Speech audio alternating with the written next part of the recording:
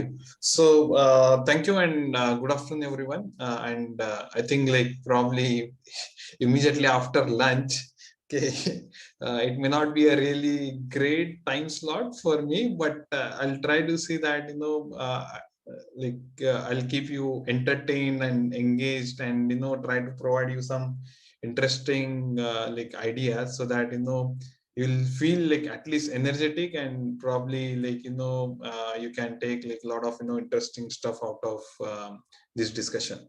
Okay, so just to give you a broad outline, okay, so what I'm going to talk today, and we have about like 1 hour, and we'll try to see if we can finish in 45 some time for discussion. And probably it would be great if we can have like questions towards the end, so that I can quickly finish up my slides. I don't have too many slides, but I have a lot of material to discuss. So I think with the interest of time, as well as contents, we'll probably try to shift all the question towards the end, so that I'll cover most of my points that I want to discuss.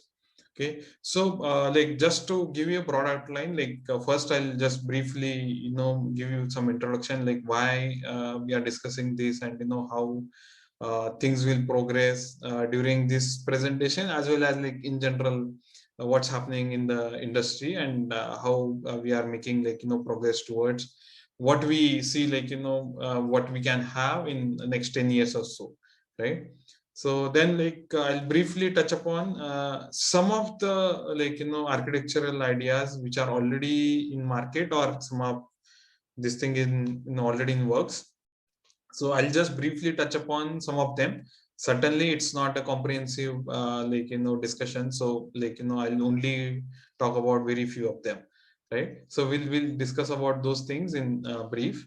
Then even though I said okay, so let's look at like architectures for AI in general, but it's not necessary we are talking about just the CPU architecture, or basic fundamental computer architecture that we generally discuss in our academic classes, right? So it's more of a the developments are happening all across the system side, right? And on both hardware as well as software side. So I'll briefly touch upon where this different abstractions are there, and how things are moving, and what are the pros and cons of doing some of these things, right? So that's what we'll discuss in this system level view.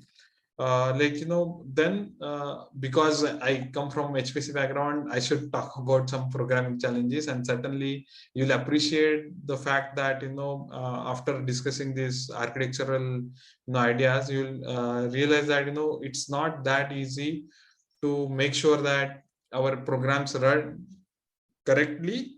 Point number one. Point number two, and with best performance, right? So correctness as well as performance are again two different separate challenges, right?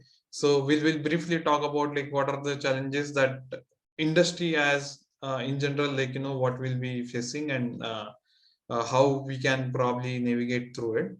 And then finally I'll leave you with some of the open questions that I would say none of the people within the industry are trying to answer today, right? So let's discuss all the topics, and then probably you'll realize why I'm trying to say that none of these people are trying to address. There are few, but I would say this is least ignored point in general discussion. So those questions I'll pose in that particular slide. Okay, so starting up with the introduction. Okay, so first obvious question probably you might have is okay, so this is deep learning workshop, right? So why HPC guy is talking to us today, right?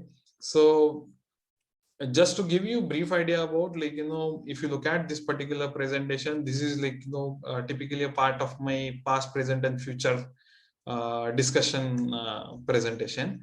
But if you realize that I have just highlighted present and not past and future, and we'll see why is that the case.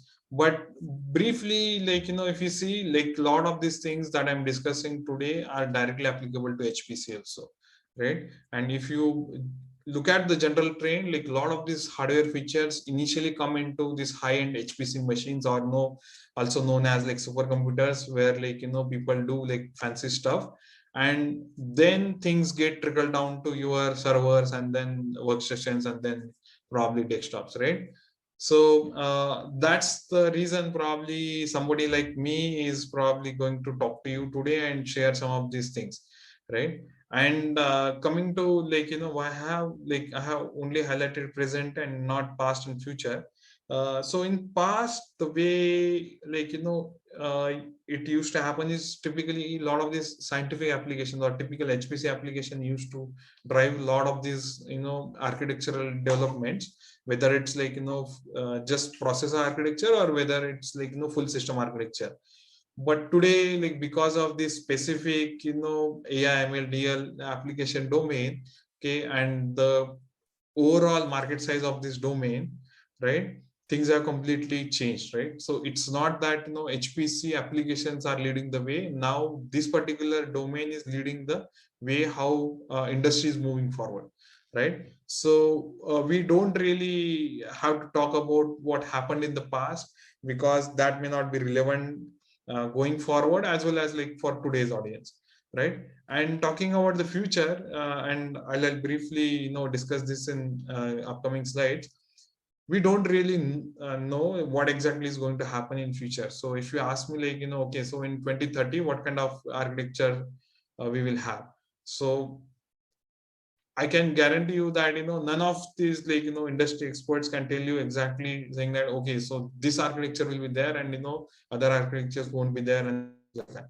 Because everybody is fighting through, like, battle in their own way. Things are like pretty difficult, right? For like people like me, as well as, like, a lot of the users who are going to use this system. But there are some good news, okay, and, we'll briefly discuss about those points also. But in general, if you look at, like, HPC used to be a market driving a lot of these innovations, but now the rate at which this AI/ML/DL application domain is growing, and, the kind of market opportunities that people see, it's huge. And, every vendor, whether it's a hardware vendor, software vendor, or no, even like, people in between, they also want to capture, like, sizable pie of this particular market. And if you see, like, the growth trajectory of this market, and in general, like, the investment that is happening in this particular area is huge. So some people may not even, like, or some organization may not even see worth investing their time, energy, and efforts in HPC kind of, business, right? So you'll see, like, some of these, like, organizations or some of the companies have purpose built some of the architectures, and, and there is a huge cost involved in building up those architectures. And not to mention, a lot of the startups are coming up with, like, a lot of crazy ideas, and we'll see, like, a few of them, and how they are trying to raise the money, and trying to, like, build their own place into this game, right? So that also is one of the key driver for this thing. Then if you look at, like, in general, the way people, or, like, market sees it is like, okay, so how do I move forward, right? So day by day, if you look at, like, and probably some of the speakers might have already, like, talked about what is the size of, training sizes, how exponentially they are growing, and, what kind of, problems people are solving, and things like that, right?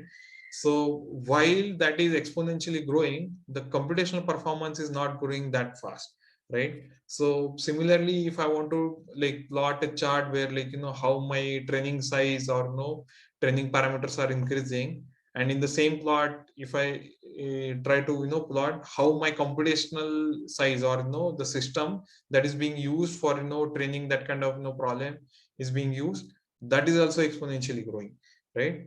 But at the same time, like, if you see, for individual compute node, or, a processor, or, a server, or even a cluster or small supercomputer for that matter, the in general computational performance, that is like floating point operations per watt, or arithmetic operations per watt in general, that's not like growing that fast, right? So there are like different ways by which we can improve our performance. One is like take like our existing architecture and try to optimize it so that or like try to introduce some of the new features so that I can achieve some better performance. Or like, which is like the second part is build specialized hardware, which is like one of the key driver today. Okay, and we'll see like in detail like what people are doing. But with this specialized hardware, the cost and the time frame involved are high, but return on investment on this kind of things are pretty high, right? Because we can expect like considerable performance gains rather than just optimizing the existing hardware, right? Or like adding minor things into existing hardware. So we'll see like those things in detail. So I just wanted to give you an analogy, like if we see today's smartphone, they are not just mobile phones. They are like mobile phone plus camera plus gaming console. So you may or may not need like a camera or high-end gaming processor within your like a smartphone, but you are getting it, right? So the idea I'm trying to drive is like, okay, so tomorrow you may or may not need a certain hardware, okay, which has certain like features, but because the industry is driving in certain direction, you'll have to buy it. So for example, like if you look at like a lot of these desktop processors where I get some additional graphics performance or additional like number of cores, certainly I can buy a cheaper like laptop, but certainly the cheaper laptop will have like cheaper options, right? So if I go and buy a certain laptop or certain desktop, like there will be some feature that probably I may not need, but still I'll end up getting it. And like this today's smartphone case will be certainly extended to like tomorrow's smartphone with like mobile phone plus camera plus gaming console plus AI engine, right? And I would like say that a lot of you might have already have smartphones with AI camera and stuff like that already. So there is going to be like another direction here. You may or may not need it, but certainly it will be there, right? And I briefly mentioned about this point, like architectures in 2030. So when we'll touch upon this point again, like towards the end. But when we'll go through like a lot of these ideas, you'll realize that there are like n number of different directions, like different companies or different organizations are working on, and it's because it's not like in one direction. Okay, so at the end of the day, very few of them will survive, and many of them will just die out. And because today I don't know like which one will survive, like it's very difficult situation for a lot of us, like where I need to invest my energy. Okay, whether it's like skill development, whether it's like software development, you name it, right? There are like n number of angles, and I don't know like how do I decide upon like where to go, right? And that's like another key challenge that a lot of these I would say end users, or the developers who are going to use all these platforms that we are going to discuss today, they don't know like where things will go, and where they should invest their energies in. So we'll talk about those things also, right? Yeah. So just to give you like some disclaimer before like we get into the actual details, this is like 30,000 feet overview. This is not like I'm not going to talk about like each and every bit detail of each and every architecture. I'm going to touch upon just the points, important points, and what's happening. So my idea is to give you the like broad overview rather than giving the detailed like description of each and every architecture. Certainly if you are interested in specifics of this, like I can share the links with you, and like relevant papers with you, and you can just go through all the details, right? Also like because as I said, like this is like short version of longer discussion, so that's why I tried to like squeeze in a lot of stuff here, and let's see how we can try to finish it in, like, let's say 45-50 minutes, and then we'll have some time for discussion, right? And obviously this is not comprehensive. There will be a lot of other architecture that probably you might be following, but I may not be following. Okay, so I'm going to talk about mainly the ones which I am regularly following, right? So that's another point. The key point here is this is for academic discussion. Certainly the points I'm trying to make, they don't really give you good judgment on, like, making some decisions as far as your commercial requirements are concerned, right? So please treat this as a more of an academic discussion, and let's have a, like, more question answer session, and we can have a specific deep dive into a specific points or questions. And as I mentioned, like, this is all, like, information available in the public domain. So if you just, like, take down some of these points and just Google it, immediately you'll start seeing, like, a lot of this material out there in the public domain. So all this information is easily available. You have to just, like, search it on the Google, right? Obviously all the trademarks are owned by their respective owners. So this presentation, so my only contribution is collecting the information and putting into the slides. Okay, so I don't have anything that I have contributed to this presentation apart from collecting the information. So this is just more of a information rather than my contribution to, like, any one of these ideas. Okay, so let's start off with specialized architectures. So, like, in general, even though I say, like, specialized architectures, I will try to touch upon the specific items which are specific to AI application domain, but some of the points are, like, also applicable to HPC or computing in general, right? So let me start off with the very popular and well-known architecture, which is NVIDIA GPUs. I think, like, everyone today here, like, they know about NVIDIA GPUs and how you can use it for all these AI applications, right? So I don't want to really deep dive into, like, those parts. Certainly there will be a lot of references to NVIDIA and their technologies and their terms, mainly because they are ahead of the game, and that's why probably a lot of these things are being, like, kind of innovated by them. But there are, like, a lot of other activities are also happening from other hardware vendors also. We'll see that thing. So specifically I just wanted to mention that, okay, so if you look at how the NVIDIA GPUs has evolved over the time, okay, and I'm not talking about the graphics part, I'm talking about the computational part. So if you are aware of CUDA, okay, so CUDA made a graphics processing unit as a general purpose graphics processing unit. So before CUDA, we used to call it as a GPUs, but after CUDA, they are called as, like, GPGPUs. So general purpose graphics processing units. So when I say general purpose graphics processing unit, you can always use them as, like, a graphics processing units for all your visualization, gaming, and related like, applications. At the same time, you can write a general purpose code which can solve, like, right from your array addition to matrix multiplication to, like, solving complex simulations and so on and so forth, right? So from there it evolved into something that you see today. And with tensor cores, now we are looking at, like, accelerating some of these, like, basic matrix operations. And there is this specific core which is optimized for those operations. So that's why when you see, like, a lot of these performance numbers, when, like, all these different hardware vendors like, advertise on the NVIDIA slide, you can always see that there are performance numbers for single precision arithmetic unit, double precision arithmetic unit, which are traditional numbers, right? Which everybody tracks, like, what is the performance of this particular CPU, GPU, or whatever computational unit you have. But with tensor cores, now people have started talking about, okay, so what is the performance for int 8?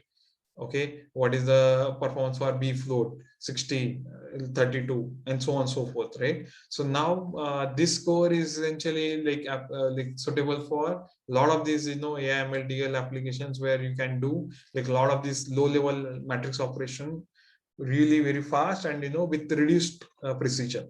So as you go from higher precision to lower precision, your overall computational performance will proportionally increase, right? So that's the key advantage that this tensor cores give. And I believe most of you might have already seen some of the discussion about tensor cores, so I will not delve into that part. Let's move on to the Google, right? And like many of you might have already seen this Google TPUs.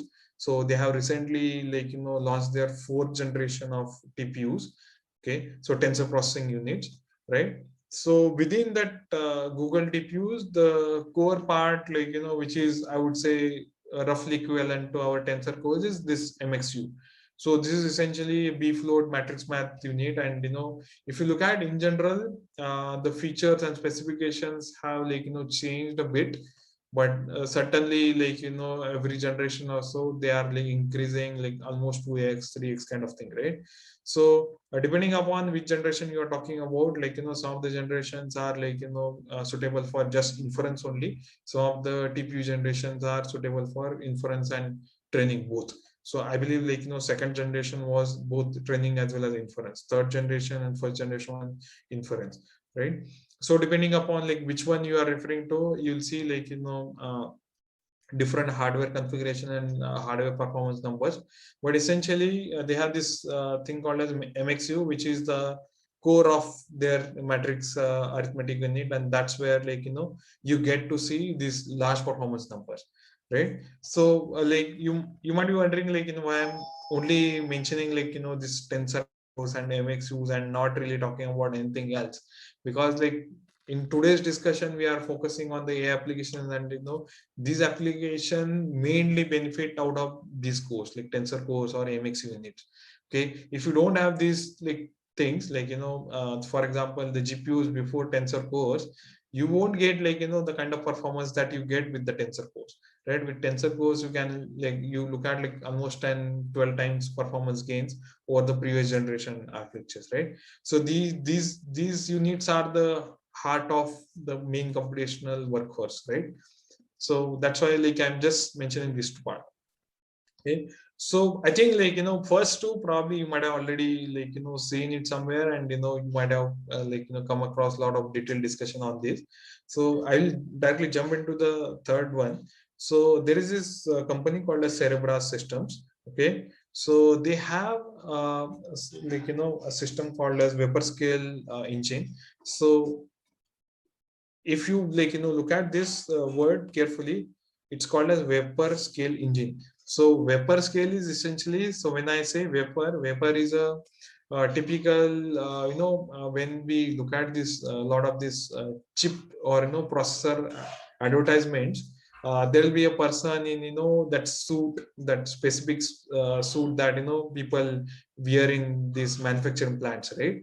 So chip manufacturing plants, and there will be this guy holding a round or circular kind of a dish kind of or plate kind of object, and which will have some chips on that particular disk, right? So that circular disk kind of object is essentially called as vapor, right? So typically what happens is when we buy any processor, that processor will have a component uh, taken from that vapor. So vapor is where we draw all those circuitry, and you get a chip.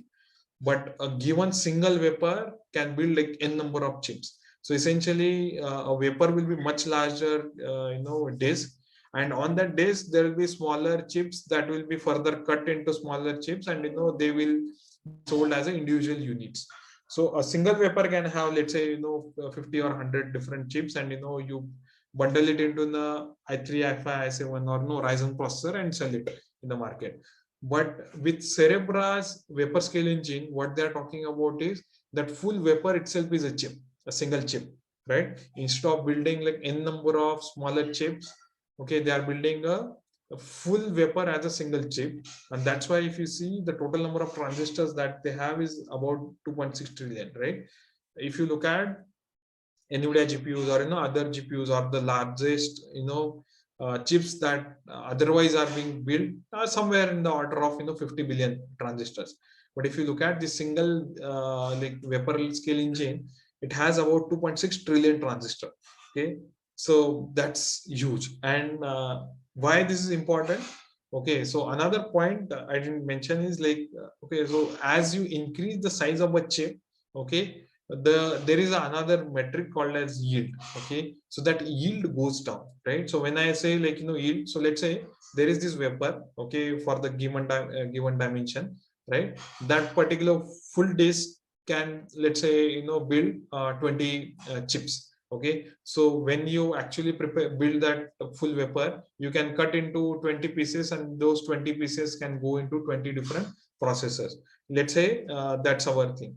So instead of 20, if I can like divide into like 40 parts, smaller 40 parts, the yield or like the issues in the quality of the chips will go down, right? So essentially, like as you increase the size of a individual chip, okay, the yield issues keeps coming in, and because of the yield issues, the cost of this the chip will increase, right? So that's why if you look at like today's processors, you don't really get a full single chip inside your processor. So if you look at like AMD, and AMD started it like a couple of years ago, so they call it as a chiplet design. So essentially, when you get your like processor, let's say Ryzen or that AMD EPIC server grade processor, it's not a single chip onto your like full processor.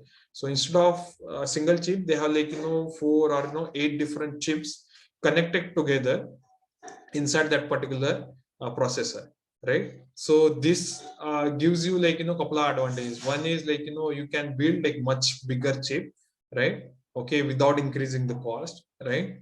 And like there are like you can easily scale, right? And that's why you see that today like AMD like top of the line like server processor, you can get like 64 cores, whereas Intel you can go somewhere up to like I believe 28 or so, or I think the latest one is 40, right? So there is a clear gap, and that's one of the reason like chiplet design has been like very popular, cost as well as performance wise. But the Cerebra's company is like taking the completely opposite view. Okay, the traditional wisdom says that you should cut down your chips into smaller parts and connect them, glue them together. Okay, with there are like n number of different technologies, okay, for connecting them, right? And you build a like larger processor out of it. So for example, the Intel's new GPU that which is coming up has almost 47 different small chips connected together to build a full processor, right? So this is the conventional like wisdom, right? That you take a smaller chips and make a builder like much bigger processor out of it. Whereas this company Cerebras is taking completely exactly opposite view, saying that okay, we want to build a single chip out of a single vapor, right? The full disk or that full like vapor itself is my chip, and which will have like 2.6 trillion transistors, which contains about like 8.5 lakh number of cores, right? So these are like AI cores. Again, like we'll come back to the discussion on cores, right? So these are again like different things that people are trying to do. Like similarly, there is this graph core organization which is also trying to build their own like chip using like this intelligent processing units, so IPUs. So that is their basic building block, right?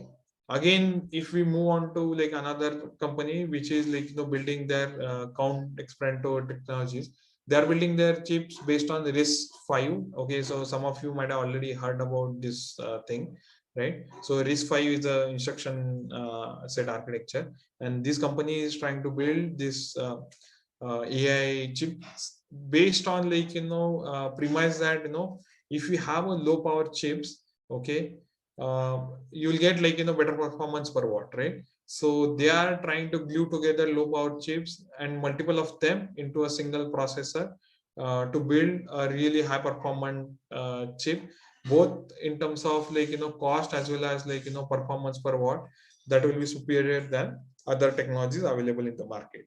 right? So that's how they are trying to build their own niche into this market, right? Coming to like our traditional x86 based processor, you might have already heard about this MMS, MMX, SSE. MMX is multimedia extensions, SSE streaming assembly extensions.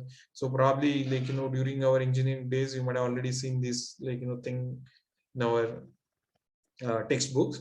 But AVX was something that Intel had like launched like I would say like 7-8 years ago.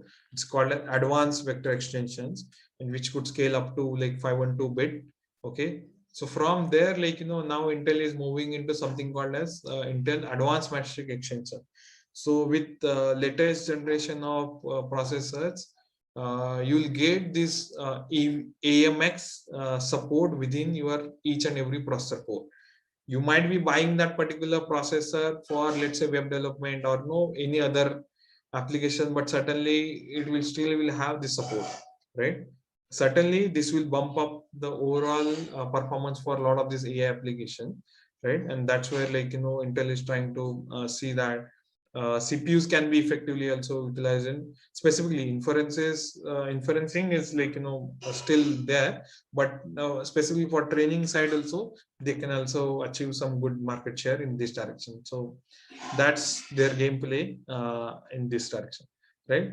Also notable mention here is, and I think everybody uses like ARM based smartphones. So probably I should also like talk about what's happening on the ARM side. So ARM is also aggressively coming into the CPU market, both desktop as well as server market. So they have this something similar to AVX. They have this thing called as SVE, which is called as scalable vector extensions. Okay, so the advantage with this thing is that like AVX. Okay, so right from 256 to 512, when you go from like 256 based code to 512 based code, you have to make some changes into your code. And as you keep on increasing your vector length, okay, you'll have to keep on modifying your code. Whereas the advantage of this scalable vector extension is that it supports something called as vector length agnostic programming support, right? So if you write a code for, let's say, today on 256-bit SV engine, okay, tomorrow some other organization comes up with some vendor comes up with, let's say, 1024 bit wider extensions, your code will still run as it is. You don't have to really modify your code, right? So I think this is like big change the way people will write the code, right? Because with AVX, a lot of people are like getting into issues of rewriting the code, retuning the code and stuff like that, which you don't have to really do on the ARM side. So that's the reason I thought like I should mention it here, right? So like just to like briefly give you what's happening like on the larger side. Okay, I'll give you like two different slides, one which talks about the hardware side and another one which talks about the software side, right? So here if you can see like I just mentioned some of the like technologies. Okay, sorry, some of the technologies like here, and I'll briefly touch upon each of them and what exactly they mean and where they are like focusing on, right? So if you see like this is our traditional like architecture, right? You have a CPU, you have it's like a RAM connected to the CPU. You have this PCI switch which connects your accelerators, and like accelerators means your GPUs, FPGAs, like whatnot, right? So these are let's say for example GPUs in this case, right? And then you have network interface, and then you have like remote storage. And I have specifically not drawn the local storage because like okay, so the kind of applications we are talking about today, we are looking at really large storage for storing that training set and things like that, right?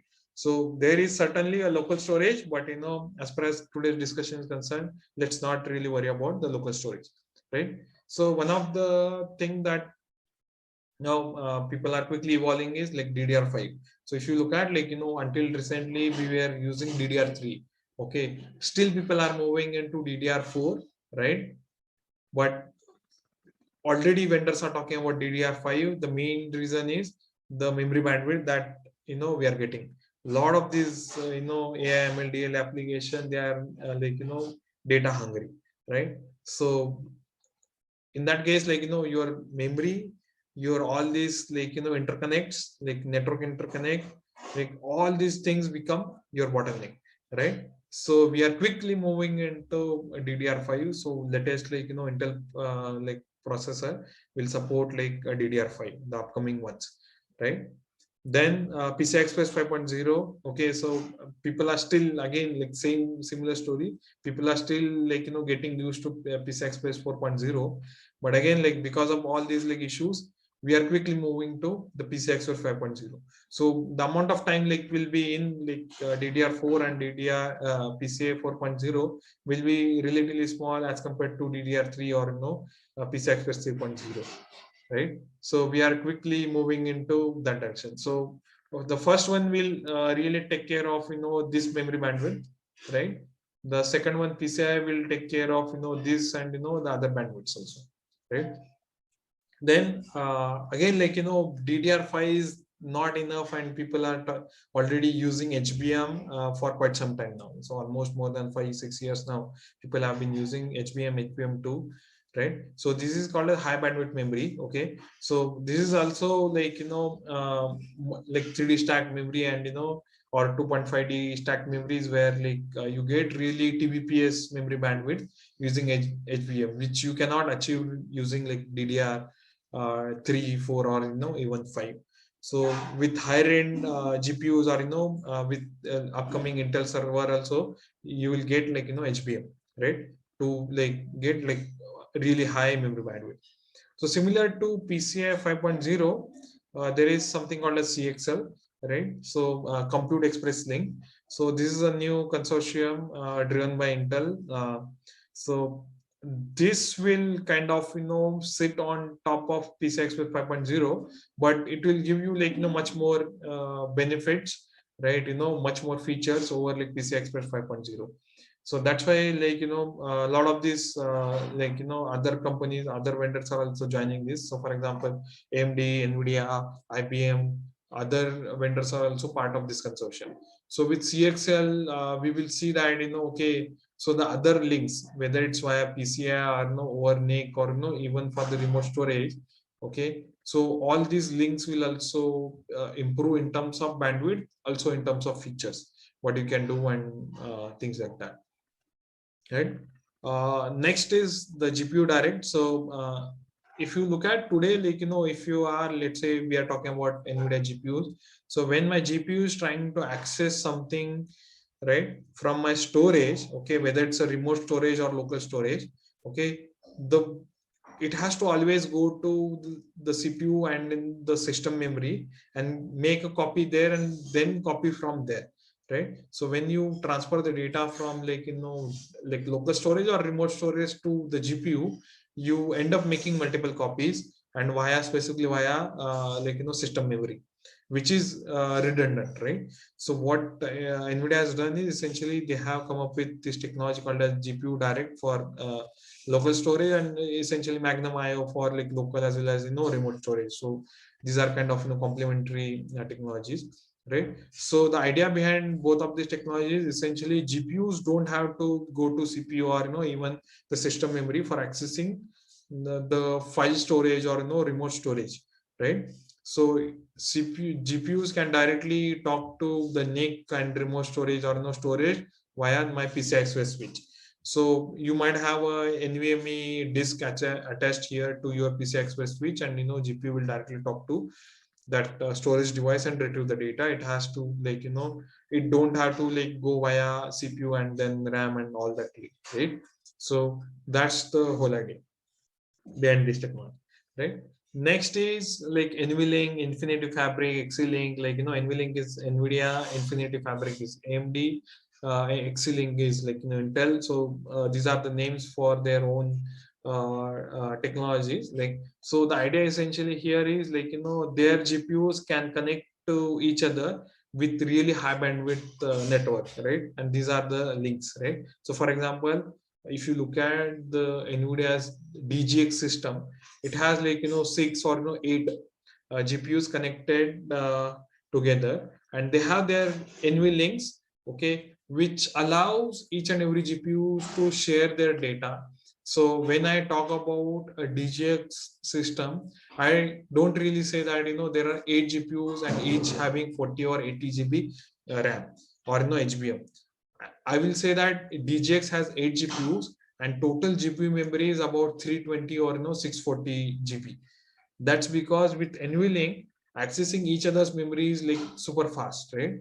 And essentially, I'm not limited, a single GPU is not limited by the amount of memory it can hold within its HBM, right? So that's the key advantage. And with 80 GB single card, with 8 total cards, you can have like 640 GB of data residing on the GPU's memory, which is pretty huge, right? So that's the advantage of this link, so that like data exchange and these things are much more efficient, right?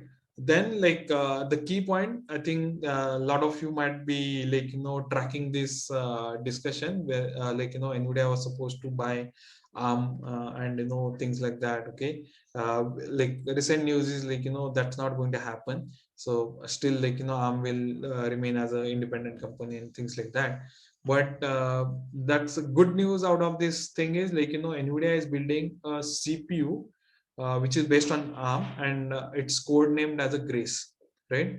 So the, as I mentioned, like probably you might have just realized that the key bottlenecks are like this PCI switch and all the links and stuff like that, right? So what if like we extend this NVLink not only among the like GPUs, but extend it to CPU also, right? So then suddenly the data transfer between the CPU and GPU will also become very fast, and probably the CPU memory, the system memory, which can be in terabytes, can be also accessible for the GPUs, right? So essentially GPUs can increase their footprint beyond their own memory to CPU's memory also. Today they can do, but this PCI link is the weak link. That's like super slow, right? So with Grace CPU, what Nvidia is trying to do is like okay, so bridge this gap between the GPU and the CPU, right? So the communication between the CPU, GPU, system memory, NIC, right, will be essentially super fast, and that's what they are trying to achieve. And this is not like yet available in the market, but they already announced the plans, and they already disclosed some of the things. And if you're interested, you can just Google and you can find like a lot of interesting things. Okay, I briefly mentioned about NVMe, right? So this is essentially non-volatile memory, or also called as persistent memory, right? So essentially this memory comes from like storage, right? So we talk about the storage, right? Persistent storage, but now people are, even though it's slightly slower than DDR, but even though people want to use it as a persistent memory, right? So it's a like extension to our system memory, so that we can have a much larger memory footprint, right? Which is also becoming very popular. And there is a interesting term, probably if you're interested you can search for it, I didn't mention it here. So there is something called as fabric attached memory, right? So idea is like you have this network fabric, and you have a lot of this persistent memory attached over that fabric, and the system can still access that memory as its local memory, right? So a lot of things happening on that direction. And all these points that we discussed, these are not necessary for HPC, these are but certainly necessary for AI applications, right? So there are certain other things that I didn't mention, but these are the notable features that I thought I should touch upon. Coming to the software stack, okay, so I have like oversimplified the software stack, right?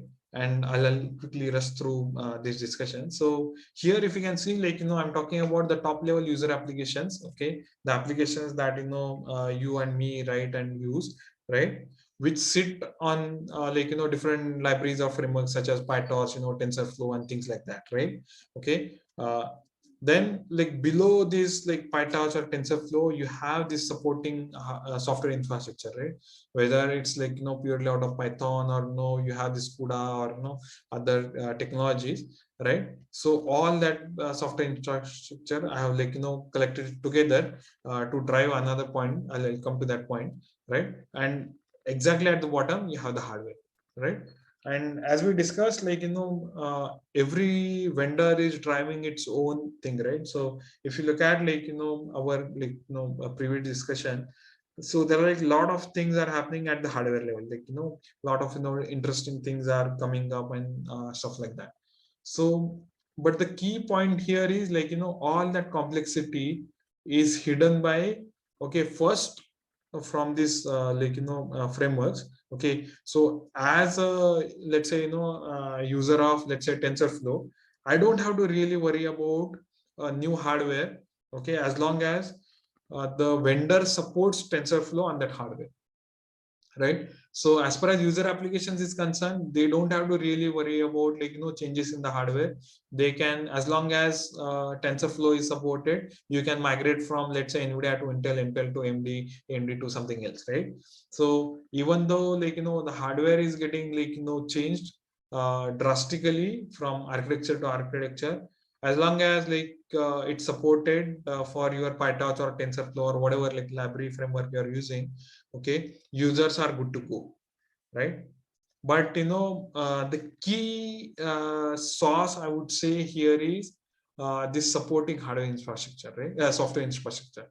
So people can build like a lot of innovative hardware, but it takes really considerable amount of time and effort to build this supporting software infrastructure stack, right? So this particular bullet point will require, like, a lot of time and, money in terms of, like, building up all your, like, drivers, compilers, like, all the libraries, right?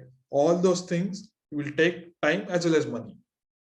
And probably, like, it will take like years time before your hardware is really, like, I would say, user friendly for a lot of, different applications, right?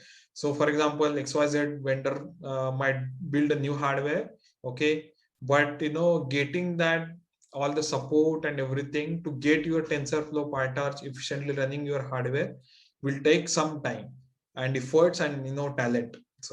So this is the, I would say, key source between, like, your hardware and, these library frameworks. And the key advantage that, a lot of these applications is that, they use this PyTorch or TensorFlow kind of framework, right? So unlike a lot of these HPC application, every application is custom built, right? So unlike HPC applications, the general AI stack will try to use, like, some of the standard libraries of frameworks, and as long as, like, different vendors are trying to support it, you are good to go, right? So that's the overall philosophy behind this thing, right? So we are kind of running out of time, so I'll just briefly touch upon, like, these points, and I'll wrap up for questions, right? So okay, so coming to the parallel programming challenges, as I said, like, a lot of different hardware vendors are coming up with their own unique hardware, and they are coming out with their own software stack, right? So for example, you all know, like, CUDA, right? One of the most popular, programming options available, right? But similarly, AMD is coming with the HIP, then Intel is coming up with DPC++, and so on and so forth, right? So which one will you want to use, right? Or you want to master? That's, like, key challenge, right? Similarly, there are other options which are directive based, OpenMP, OpenSSE. These are open standards, and a lot of, many of these organizations are part of the standard. But, you don't know, like, whether you want to invest energy in OpenMP or OpenSSE, and which one will survive over next 5 to 10 years. You don't know. Similarly, like, today, like, underlying, like, a lot of these applications for distributed memory, like, they use MPI. But, there are these other new like, programming languages which are also coming, parallel programming languages which are also coming, okay, which are, like, typically called as partition global address space, which are also gaining a lot of popularity, right? So you don't know, like, probably 5-10 years down the line what will be, like, available.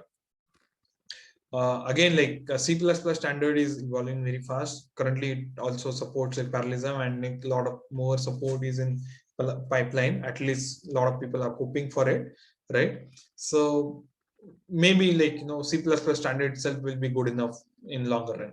We don't know. Okay, so, like, Python, again, like, the language that, people cannot ignore.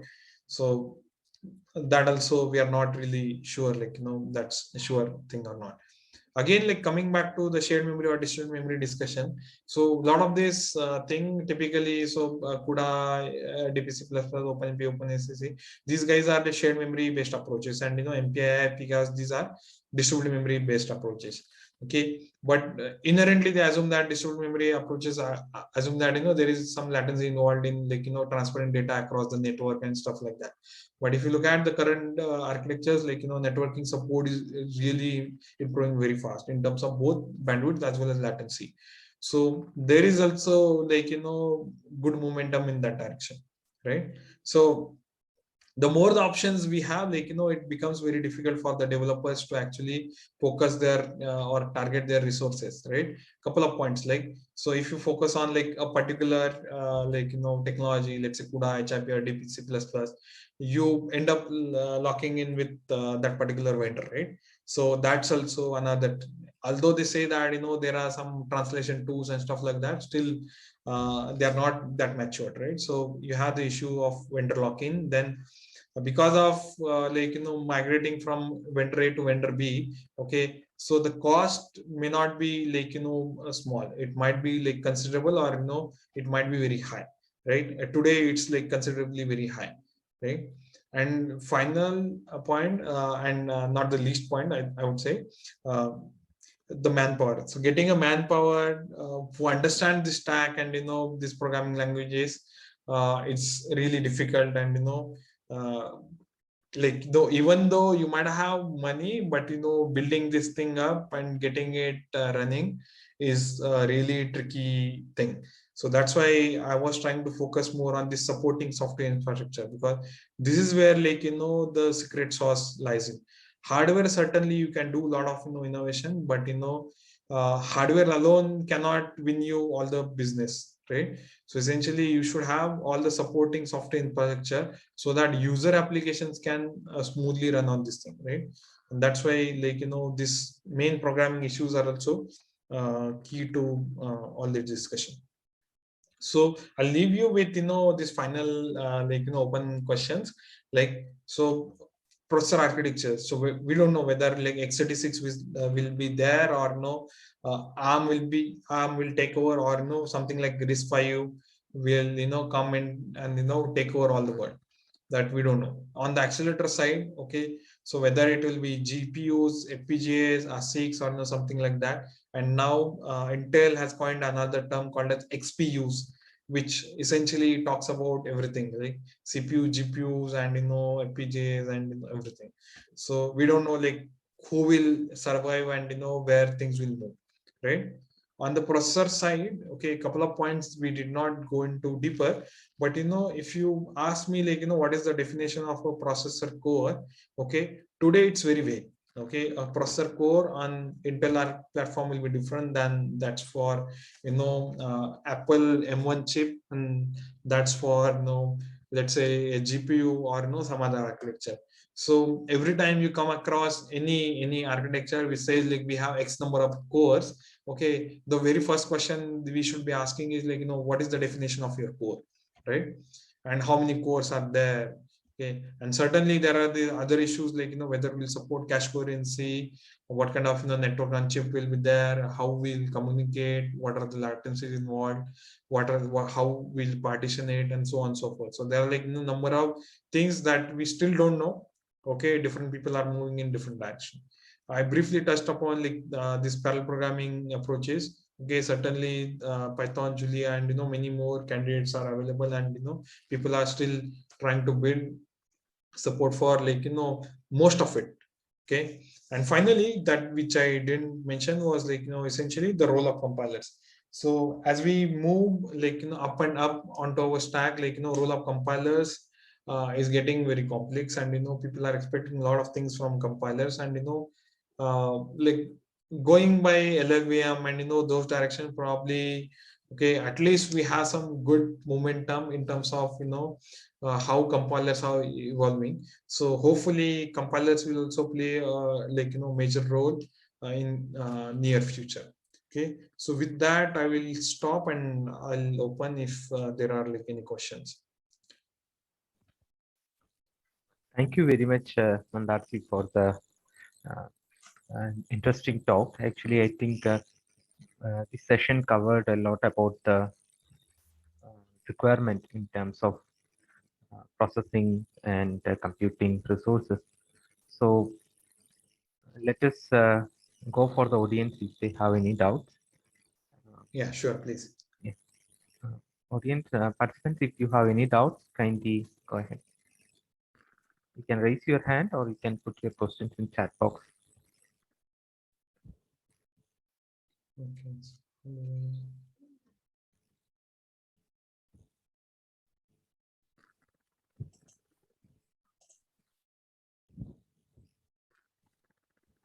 Okay, there is this question.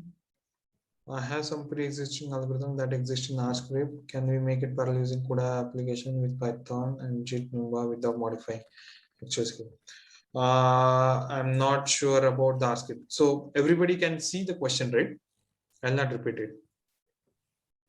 No, actually, I think it is directly addressed to you. Oh, Maybe okay, it is for okay, okay, everyone, okay. then only I think. Okay. Sorry, let me read it. So, Binon asked, I have some pre-existing algorithms that exist in R script. Okay, can we make it parallel using CUDA application with Python and JIT Numba without modifying the actual script? I'm sorry, I'm not really aware of how we can take R script and put it on the CUDA. So yeah, sorry. So I'm more of a C++ Fortran guy.